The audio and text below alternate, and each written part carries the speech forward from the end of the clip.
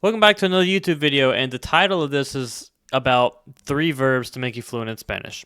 Obviously, you need a little bit more than just 3 verbs to be fluent in Spanish, but the point of this is to show you an exercise you can use that'll get you fluent in every single verb that you know and much faster and more efficiently. So the whole thing is, I'd rather you, like, let's say you're working on, I don't know, a conditional tense, whatever tense it may be. When you first start trying to get good at that tense, even if it's with direct objects or something else, I want you to just start with 3, maybe 4 or 5 verbs. Don't start with 30 or 50 and then try to get better.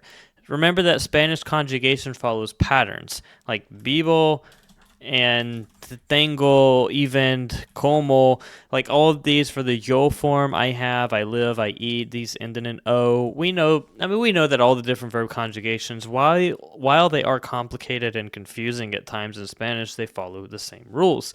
So when you're practicing a new tense or a new topic or anything, start with just a couple of verbs, master it to where you know it in every single conjugation you're working on with different subjects as well and different types of sentences. And then when you add in a 4th, 5th, 6th, 7th, 20th verb into the mix, you're going to notice how much easier and even how much more natural it feels, because we're creating muscle memory with these things. So let's start with 3 regular verbs for now. And you'll also notice that when you do, like, maybe you can take this practice and do it with 3 different irregular verbs, which is perfectly fine, because even irregular verbs, while they are irregular and they technically don't follow regular conjugation rules at times, they also have patterns to them, and you'll kind of subconsciously notice that. Let's start with hablar, comer, vivir. Why am I doing these 3 verbs? Well, it's because one ends in AR, one ends in IR, one ends in ER, and all verbs in Spanish end in either one of those 3 combinations, even the verb ir technically. And these are all regular verbs. So we'll just do some examples here. I won't make this video extremely long or overcomplicated, but let's say that I'm working on the past tense. I'm going to throw my keyboard into Spanish. So I ate, comí. Right? So in specific, I want to be working on the past preterite tense of verbs. So I'm going to take comer for now. Let's work on comer. We're going to make it I ate. How would I say you ate? Comiste, comió. Right? And I'm just getting the basic verb conjugations down. I'm not going to write them all out. But then I'm going to make some examples. Like, how would I say I ate? Make sure you can see that. I ate pasta yesterday. Comí pasta ayer. He ate. Or let's do they ate. They ate late. Comieron tarde. And what I'm trying to get at is the goal is to not be where you're going, okay, it's comer, past preterite, so it's ieron conjugation for ellos, and then it's comieron. And then I have to remember, okay, now how do I say pasta late or late? Pasta tarde. That's what we're trying to avoid.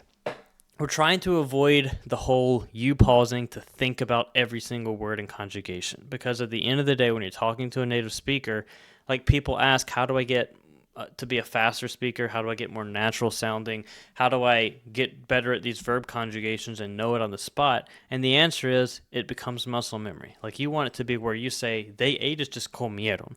Like, right now, if I learn a brand new verb in Spanish, I'm going to know how to conjugate it, not because I necessarily know all the conjugation rules, which, I mean, I do, I guess, but it's really just because of the feel. Like, if you asked a native Spanish speaker, hey, how do you conjugate comer in the past preterite third person form? And they're going to look at you like you're crazy. But if you throw a new verb at them and we're like, hey, say that for them in the past tense, they're going to know how to do it just because they get the feel. So I'm just trying to make you get the feel for conjugating in Spanish, to where if I want to say now, like, you should be an expert by this point, not necessarily right now, but after doing this, you should be an expert at the verb comer, just eat.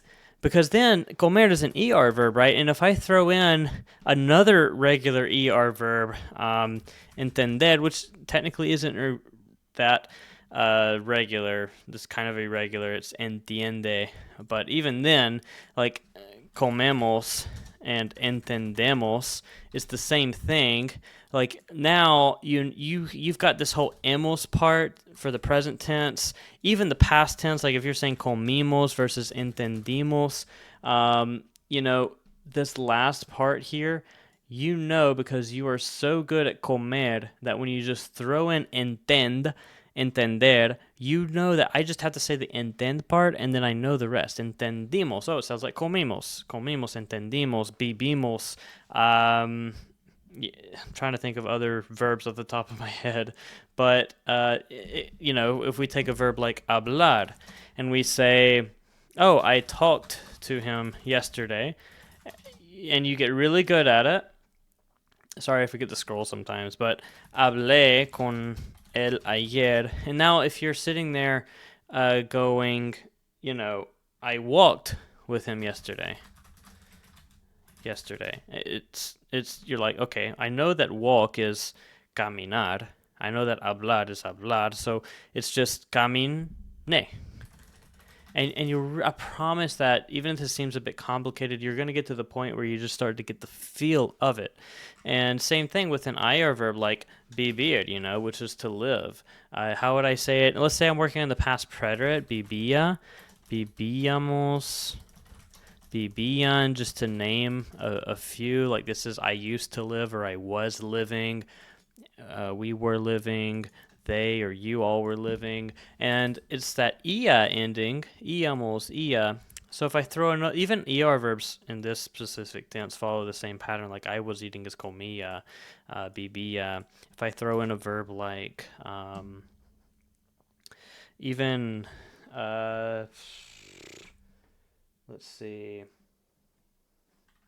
sentir, to feel, it's sentía. Like I can immediately conjugate this in that ia because I know that sentía, sentíamos, you know. So I hope that you get the point of this. And just I promise that if you practice this a lot, like get really good at 3 verbs and then get even better at those 30 or 300 verbs that you're going to throw in the mix later on. Just start with a couple with every verb tense that you're working on. And what it does is it makes you accelerate that learning curve of learning like a whole new verb conjugation.